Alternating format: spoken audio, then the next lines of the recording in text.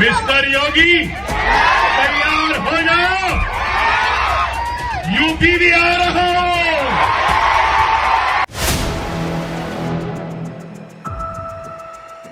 अकबरुद्दीन ओवैसी ने मुख्यमंत्री योगी आदित्यनाथ को एक बड़ा चैलेंज किया है। क्या कुछ कहा है इस वीडियो में आपको हम बताएंगे।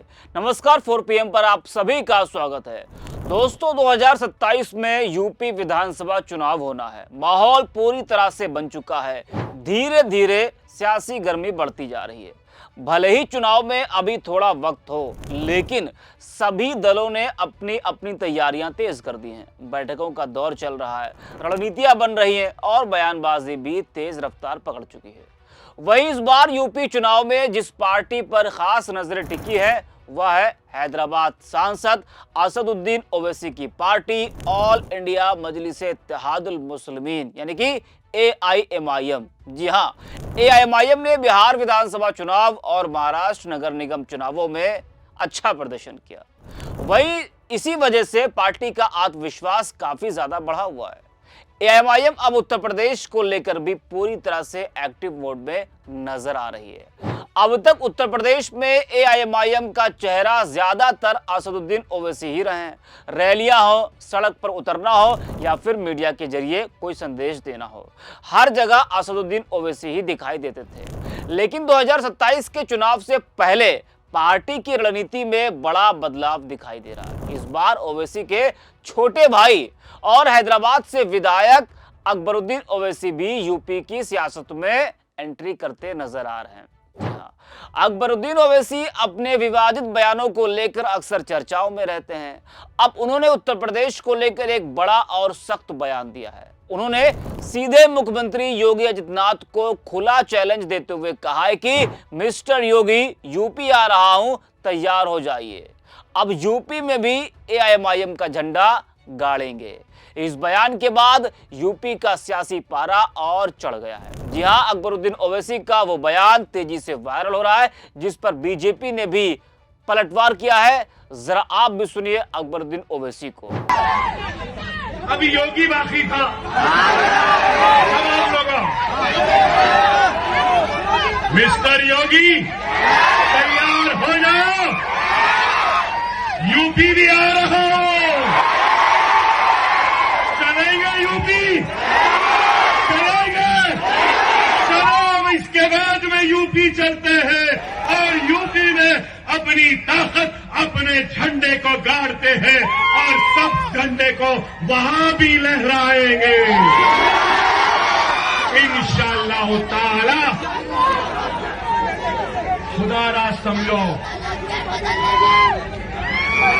देखो भाई, मैं आपसे कहूंगा, जब से बड़े फेंकू की बात कर रहा हूं। हमारी रियासत में एक छोटा फेंकू भी है, मालूम आपको? तो सुना आपने, अकबरुद्दीन ओवैसी का योगी को चैलेंज करना ये चर्चा का विषय बना हुआ है। हालांकि यह पहली बार नहीं है जब AIMIM ने यूपी चुनाव लड़ा हो। इससे पहले भी पार्टी ने कई चुनावों में किस्मत आजमाई है, लेकिन सफलता नहीं मिली।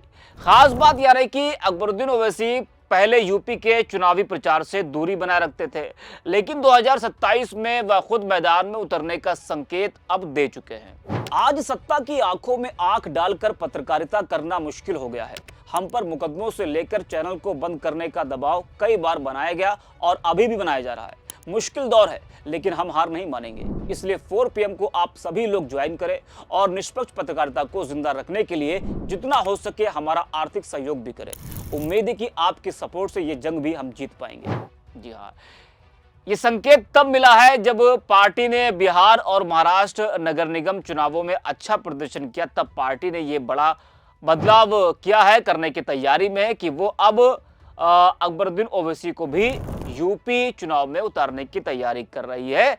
जब यूपी में कई चुनाव होते थे तो अकबरुद्दीन ओवैसी उन चुनावों से दूरी बनाए रखते थे, लेकिन जब पार्टी अभी मजबूत स्थिति में थोड़ा दिखाई पड़ रही है तो ये बड़ा बदलाव दिखाई पड़ सकता है। AIMIM के अंदर अकबरुद्दीन ओवैसी यूपी चुनाव के प्रचार में दिखाई पड़ सकते हैं।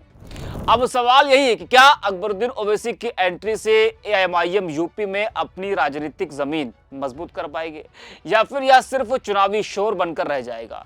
इसका जवाब तो आने वाला वक्त ही देगा, लेकिन इतना तय है कि 2027 का यूपी चुनाव और ज्यादा दिलचस्प होने वाला है। वहीं ओवैसी के इस बयान पर विपक्ष कह रहा है कि इसमें कोई बड़ी बात नहीं है, चैलेंज कर भी कौन रहा है? जो बीजेपी की बी टीम है। उनका कहना है कि अकबरुद्दीन ओवैसी का बयान सिर्फ शोर है और इससे कोई सियासी बदलाव नहीं होगा। लेकिन अकबरुद्दीन ओवैसी के बयान पर बीजेपी पूरी तरह हमलावर है। बीजेपी विधायक केतकी सिंह ने इस पर तीखा जवाब दिया है। उन्होंने कहा कि मुख्यमंत्री योगी आदित्यनाथ हमेशा तैयार रहते हैं। अगर ओवैसी साहब उपद्रव करने के लिए बुलाएंगे तो उन्हें पहले तय करना होगा कि वे कहां जाना चाहते हैं, बाहर या कहीं और। केतकी सिंह ने अपने बयान में साफ इशारा किया कि असली चिंता समाजवादी पार्टी को करनी चाहिए, क्योंकि उनका वोटर कहीं छिटक न जाए। बीजेपी ने इस बयान के जरिए न सिर्फ हमला किया बल्कि तंज भी कस दिया है। उन्होंने सीधे नहीं कहा, लेकिन बयान से यही समझा जा सकता है कि एआईएमआईएम के यूपी में चुनाव लड़ने से मुस्लिम वोट बटेंगे। इसका सीधा नुकसान समाजवादी पार्टी को होगा और फायदा बीजेपी को मिलेगा। मतलब बीजेपी एआईएमआईएम नेताओं के बयान को ज्यादा गंभीरता से लेती नहीं दिख रही है। उसको लगता है कि ऐसे बयानों से उसका ही फायदा होगा।